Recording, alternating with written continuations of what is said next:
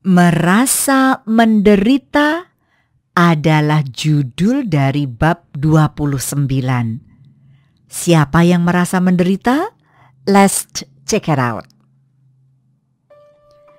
Tak lama kemudian setelah Kayla mencium Martin, Kayla merasakan tangan seseorang melingkar di pinggangnya. Dengan cepat Kayla menarik bibirnya dari pipi Martin dan mengerutkan keningnya sembari berkata, "Om, kamu jangan mencari kesempatan di atas derita anak kecil dan polos sepertiku."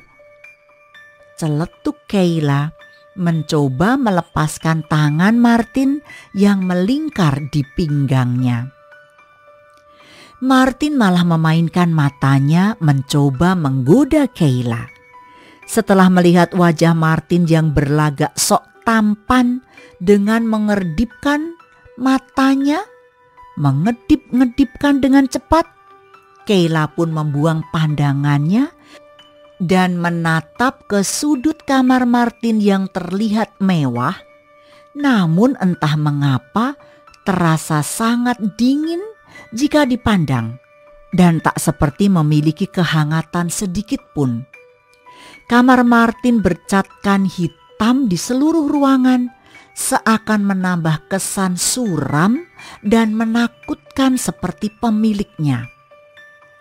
Walaupun Martin selalu bersikap sombong dan arogan, tapi entah mengapa Martin kelihatan tampan. Tubuhnya bak atlet renang dengan dada bidangnya dan pasti mempesona setiap gadis yang memandangnya, kecuali Kayla. Kukira dia hanya mesum saja. Tak kusangka ternyata dia juga benar-benar bermuka tembok. Celetuk Kayla jutek sembari memalingkan wajahnya. Martin pun tersenyum kecut setelah mendengar ucapan Kayla. Dan perlahan Martin melepaskan tangannya dari tubuh Kayla.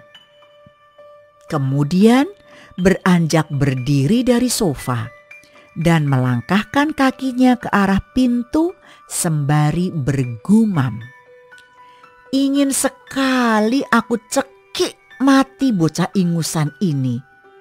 Benar-benar membuatku jengkel," ucap Martin geram. Kayla pun menatap Martin yang sedang berjalan ke arah pintu. Dengan bersemangat, Kayla langsung mengekor di belakang Martin. Setelah pintu terbuka, Kayla pun langsung mendorong Martin menjauh dari pintu dan segera melangkahkan kakinya keluar dari kamar Martin. "Semoga aku tak pernah melihat wajahmu lagi, di mimpi, di masa depan, dan seterusnya," celetuk Kayla menatap ke arah Martin dengan tatapan sinis sembari menaruh tangannya di pinggang. Martin pun tersenyum kecil mendengar ucapan polos Kayla. Dengan menyiniskan pandangannya menatap gadis yang beranjak remaja tersebut dengan wajah polosnya tanpa polesan make up sedikit pun. Martin pun kembali ingin menggoda Kayla. "Nyonya Kwang, 2 bulan lagi kita akan menikah. Kamu akan melihatku setiap membuka mata di pagi hari," goda Martin dengan beradu pandang dengan Kayla. Namun Kayla malah semakin geram dan balik melotot kepada Martin seperti singa yang menemukan mangsanya. "Dasar muka tembok! Berani sekali kamu memanggilku dengan sebutan nama belakangmu itu," celetuk Kayla jutek sembari menatap wajah Martin yang kelihatan bersenang-senang di atas penderitaannya. Kayla pun langsung memalingkan wajahnya sembari melangkah cepat keluar dari rumah Martin. Para pelayan pun menatap ke arah Keila yang terlihat menekuk wajahnya dan menunjukkan wajah emosi. Terlihat Pak sopir sudah menunggu Keila di dalam mobil. Keila pun segera masuk ke dalam mobil dan membanting keras pintu mobil sampai membuat sopirnya tersentak kaget dan bertanya, "Nona Keila, apa yang terjadi hingga Nona kelihatan sangat marah?"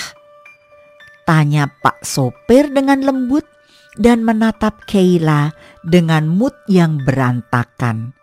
Keila pun menjawab pertanyaan sopirnya tersebut. "Saya hanya sedang kesal, merasa kesal, Pak.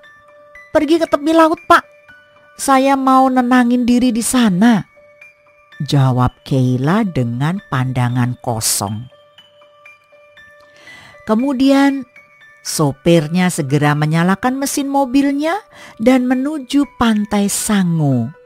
Pantai yang tidak terlalu jauh didatangi wisatawan, namun Keila sering sekali pergi ke pantai Sango untuk menenangkan diri jika Keila sedang ada masalah. 1 jam kemudian,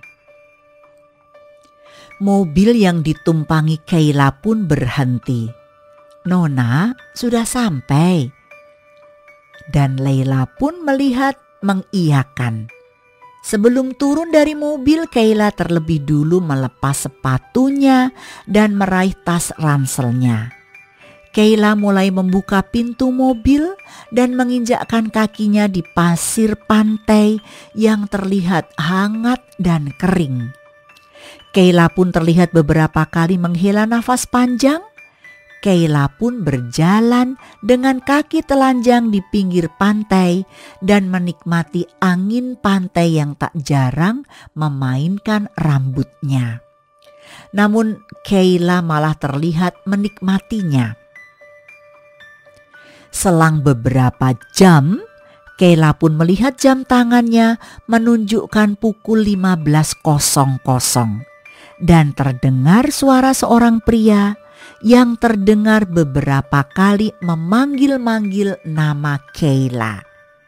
Kira-kira siapa yang memanggil namanya, listeners? Want to know more? So don't go away, stay tuned, I will be back. Bersambung. Kalau kamu mau dengar audiobook lebih banyak dan gratis, segera download Audiotune.